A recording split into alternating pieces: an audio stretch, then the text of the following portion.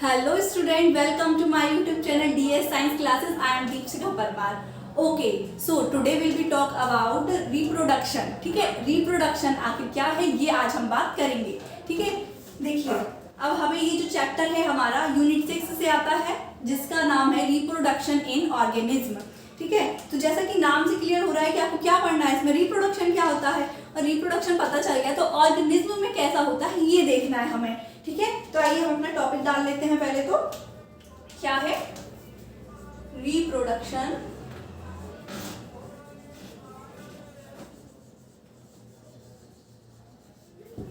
इन organism.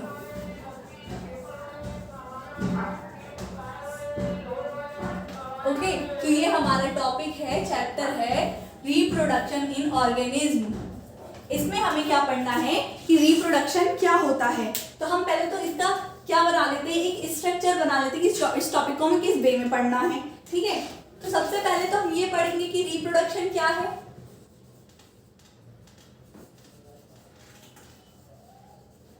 Then उसके बाद reproduction में हमें आखिर क्या क्या पढ़ना है ये पढ़ेंगे. तो हमें इसमें दो चीजें पढ़ना है, क्या जो आपकी एनसीईआरटी में मेंशन करके रखा है. पहला तो हमें इसमें क्या पढ़ना है, लाइफ स्पैन,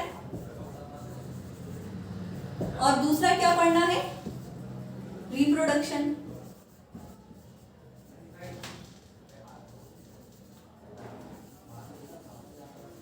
ठीक है, अब रिप्रोडक्शन में हमें क्या पढ़ना है, टू टाइप्स ऑफ रिप्रोडक्शन. एक है एसेक्सुअल रिप्रोडक्शन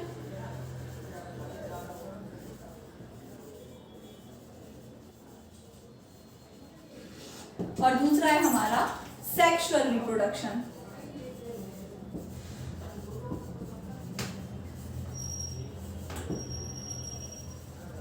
ओके, तो जैसा कि ये हमारा इमेज बन गया कि रिप्रोडक्शन इन ऑर्गेनिज्म में हमें पहला तो पढ़ना है लाइफ स्पैन क्या है, देन दूसरा हमें डेथ क्या है ये भी हम इसी में जानेंगे. ठीक है, जब आपका लाइफ स्पैन समझ में आ जाएगा आपको तो आपको डेथ ऑटोमेटिक समझ में आ जाएगी. और रिप्रोडक्शन में हमें देखना है कि टू टाइप्स ऑफ रिप्रोडक्शन होता है. एक होता है एसेक्सुअल रिप्रोडक्शन एंड दूसरा होता है सेक्सुअल रिप्रोडक्शन. तो जो एसेक्सुअल रिप्रोडक्शन होता है वो कैसे होता है और क्या होता है ये देखना है. ओके, तो देखिए लाइफ स्पेन क्या है ये देखिए आप. लाइफ स्पेन मतलब कहते ना टाइम स्पेन मतलब वक्त बिताना, वैसे ही लाइफ स्पेन मतलब लाइफ बिताना. समझ सकते हैं कुछ कुछ. देखिए क्या होता है लाइफ स्पेन का मतलब समझिए. अब कोई भी बंदा है ये तो आपको पता है वो जन्म लेगा उसकी मृत्यु होगी, ये फिक्स्ड है. ठीक है, ये नेचर्स ने डिसाइड किया है कि जो भी जन्म लेगा उसकी डेथ मतलब मृत्यु निश्चित होगी. क्यों होगी, क्योंकि हमें बैलेंस बना के रखना है अर्थ पर. अगर मान लीजिए सिर्फ जन्म होगा मृत्यु नहीं होगी तो क्या होगा, पॉपुलेशन इतनी बढ़ जाएगी कि जो वेट है ना अर्थ पर वो बहुत ज्यादा हो जाएगा. तो इसी चीज को मेंटेन करने के लिए जितना जन्म इम्पोर्टेंट है उतना ही मृत्यु इम्पोर्टेंट है. ओके, तो देखिए आपने जैसे कि ये चीज जानी कि हर व्यक्ति का जन्म होगा. ठीक है, हर व्यक्ति मतलब कोई भी है उसका जन्म होगा तो उसकी क्या होगी, मृत्यु भी सुनिश्चित है. मतलब मान लीजिए कोई भी है, चिंटू है, इसका जन्म हुआ है, क्या हुआ है, बर्थ. ठीक है, इसकी जन्म हुआ है और जन्म के बाद इसकी क्या होगी, डेथ होगी ना. तो अब ये कितना जिया ये डजंट मैटर है. ठीक है, किस बीमारी के कारण मरा ये एक अलग टॉपिक है, ये हमें अभी नहीं पढ़ना है. हमें क्या पढ़ना है ऊपर ऊपर का कि जो भी व्यक्ति उसका जन्म होता है और वो जितना भी टाइम स्पेंड करता है जब तक उसकी डेथ नहीं हो जाती, मतलब जन्म से लेकर मृत्यु तक का ये जो टाइम पीरियड है, काल है, इसको हम क्या बोलते हैं, लाइफ स्पैन. क्या बोलेंगे, लाइफ स्पैन. क्लियर है, मतलब मान लीजिए मैंने जन्म लिया, बीच में क्या किया नहीं, मतलब लाइफ स्पैन क्या होगा, जन्म लिया मृत्यु हो गई, जन्म से लेकर मृत्यु तक के बीच का जो टाइम पीरियड है वही हमारा क्या है, लाइफ स्पैन है. ठीक है, जन्म इसे हिंदी में कुछ कहते हैं. ठीक है, लाइफ स्पैन, ये चीज क्लियर हो गई. ठीक है, अब बर्थ भी क्लियर है आपको, डेथ भी क्लियर है और लाइफ स्पैन भी क्लियर है.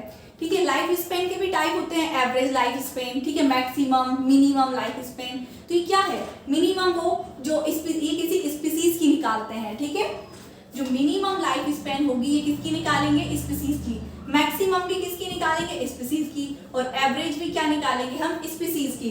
देखिए मिनिमम मतलब वो होगा, मान लीजिए डॉग्स हैं, उनकी स्पीसीज में जो भी डॉग सबसे कम लाइफ जिया है, उसकी मतलब सबसे कम लाइफ टाइम हुआ है, उसको हम क्या बोलेंगे, मिनिमम लाइफ स्पैन।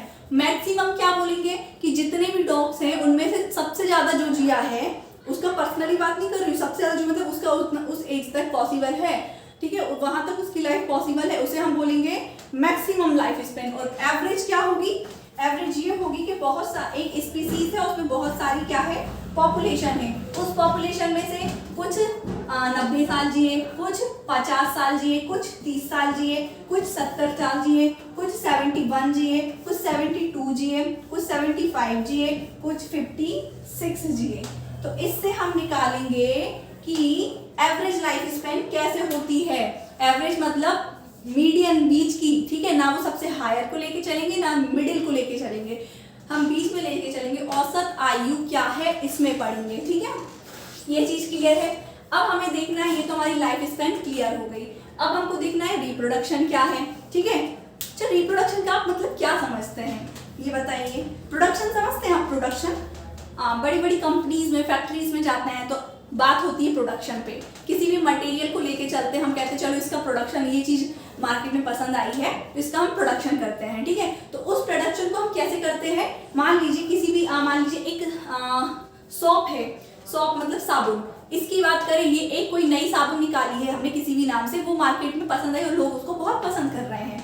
तो जब हमने उस साबुन को बनाया था, सोप को बनाया था, उसकी मेथड लिखी थी, उसमें किस चीज का कितना यूज किया, देन उसका जब उसकी मांग बढ़ी, ठीक है, डिमांड हुई मार्केट में, तो हम उसी को बनाने के लिए जो मटेरियल लगा उसी को वापस रिपीट करके उसका प्रोडक्शन करेंगे। कौन कर रहे हैं, हम लोग, दूसरा मटेरियल लगा के, तो ये तो प्रोडक्शन है। अब रिप्रोडक्शन क्या है, री मतलब वही चीज खुद से खुद का प्रोडक्शन करे और उसके ही जैसा, मतलब बात ऐसी है कि अपनी जैसी जनरेशन को कन्वर्ट, मतलब प्रोड्यूस करना, कन्वर्ट तो नहीं कहेंगे, प्रोड्यूस कर सकते हैं, ठीक है, कि अपने जैसी स्पीसीज को बनाना ही क्या होगा, रिप्रोडक्शन। मतलब ऐसा, रिप्रोडक्शन क्या है, ऐसा मान लीजिए मैं हूं, मेरे द्वारा आने वाली जनरेशन बनेगी, ठीक है, और वो किसके जैसी होगी, मेरे जैसी, मतलब हुबहू नहीं, लेकिन ऐसे कि मेरे दो कान है, दो आंख है, दो हाथ है, तो ये जो जेनेटिक मेकअप होगा पूरा, वो हमारी ह्यूमन स्पीसीज से मैच करेगा, ठीक है। तो मतलब मैं अपने जैसी स्पीसीज को बना रही हूँ, इसी को मैं क्या बोल रही हूँ, रिप्रोडक्शन। क्लियर है, अपने जैसी स्पीसीज को प्रोड्यूस करना ही रिप्रोडक्शन होगा। क्लियर है आपको ये। अब रिप्रोडक्शन भी 2 टाइप्स का होगा, एक एसेक्सुअल रिप्रोडक्शन, एक होता है सेक्सुअल रिप्रोडक्शन। ये तो चलो टाइप की बात हो गई। अब आप ये दिमाग लगाइए कि जो रिप्रोडक्शन, चलो मान लिया कि अपने जैसी स्पीसीज को बनाना ही रिप्रोडक्शन है, मतलब अपने जैसे संतान को उत्पन्न करना, ये ठीक है, सब लोग करेंगे, डॉग भी करते हैं, काऊ भी, ह्यूमन भी, मतलब सभी एनिमल्स, लिविंग ऑर्गेनिज्म रिप्रोडक्शन करते हैं। रिप्रोडक्शन क्यों जरूरी है ये समझा आपने। रिप्रोडक्शन नहीं होगा तो क्या होगा ये जाना है आपने, नहीं तो सोच के देखिए आप, अगर रिप्रोडक्शन नहीं होता तो क्या होता। अभी हम लाइफ स्पैन पढ़ चुके हैं, जन्म होगा तो मृत्यु भी होगी, मतलब मेरा जन्म हुआ है, मृत्यु भी होगी। और मान लो हम रिप्रोडक्शन नहीं करते हैं तो क्या होगा, जो हमारी स्पीसीज है वो विलुप्त हो जाएगी, एलिमिनेट हो जाएगी। मतलब अपनी स्पीसीज की कंटिन्यूटी बनाने के लिए बात ऐसी है कि मुझे तो मरना है तो मैं कुछ करके जाऊं कि मेरा नाम रहे, ऐसी कहानी है, ठीक है, कि जिसकी जन्म हुआ है उसकी डेथ भी होनी है, तो वो डेथ तो होगी, लेकिन उस टाइम पीरियड में कुछ ऐसा करे कि उसकी स्पीसीज की कंटिन्यूटी बनी रहे, कि आगे चल के वो स्पीसीज विलुप्त ना हो।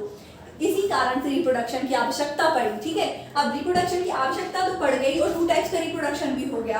तो 2 टाइप्स का रिप्रोडक्शन में आखिर है क्या, ये asexual reproduction and sexual reproduction.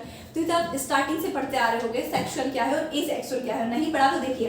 Asexual reproduction वो रिप्रोडक्शन है जिसमें सिर्फ एक पेरेंट पार्टिसिपेट करता है, मतलब इसमें सिर्फ 1 पेरेंट ही लेगा, या तो मेल या फीमेल, ठीक है। अब मेल और फीमेल से क्या बात है, इसका जस्ट अपोजिट क्या होगा, सेक्सुअल रिप्रोडक्शन। सेक्सुअल रिप्रोडक्शन में 2 पेरेंट्स पार्टिसिपेट करेंगे, एक होगा मेल और दूसरी होगी फीमेल। और जब ये दोनों पार्टिसिपेट करेंगे तो इसी प्रकार के रिप्रोडक्शन को हम कहेंगे सेक्सुअल रिप्रोडक्शन। और एसेक्सुअल रिप्रोडक्शन क्या है, जिसमें सिर्फ एक ही पेरेंट्स पार्टिसिपेट करेगा और अपने जैसी स्पीसीज को प्रोड्यूस करेगा, तो ये हो जाएगा सेक्सुअल रिप्रोडक्शन। ठीक है, अब सेक्सुअल रिप्रोडक्शन बहुत सिंपल होता है। सिंपल मतलब ये कि इसमें कोई भी कठिनाइयाँ नहीं आती, क्योंकि एक ही पेरेंट से ये जब चाहे वो रिप्रोडक्शन कर सकता है। सेक्सुअल रिप्रोडक्शन में दिक्कत आती है, दिक्कत ऐसा कि ये थोड़ा सा जटिल प्रक्रिया की होती है, इसमें 2 पेरेंट्स की आवश्यकता होती है। ठीक है, अब इसमें क्या फायदा होता है, इसमें जो भी जनरेशन आती है वो सेम टू सेम अपने पेरेंट्स के जैसी होती है, लेकिन वैरायटी यहाँ देखने को मिलती है। और आजकल हम क्या मांगते हैं, हमें वैरायटी चाहिए हर चीज में। जैसे हम मान लीजिए चावल की ही बात करते हैं, राइस, तो राइस पहले तो मान लीजिए हम शुरू में नॉर्मल राइस खाते थे, लेकिन अब हमें राइस में भी वैरायटी चाहिए। वो वैरायटी कैसे आएगी, एसेक्सुअल रिप्रोडक्शन से। मतलब हम जब हाइब्रिड करवाएंगे अलग अलग क्रॉप्स का, तो जो नई क्रॉप्स आएगी उसमें वैरायटी मिलेगी। वैसे ही एसेक्सुअल रिप्रोडक्शन को ही वो चीज फॉलो करती है। समझ में आया? एसेक्सुअल रिप्रोडक्शन और सेक्सुअल रिप्रोडक्शन को फॉलो करती है। ठीक है, तो सेक्सुअल रिप्रोडक्शन की क्यों आवश्यकता पड़ी और एसेक्सुअल रिप्रोडक्शन से क्या होता है और कैसे होता है, ये चीज क्लियर है आपको?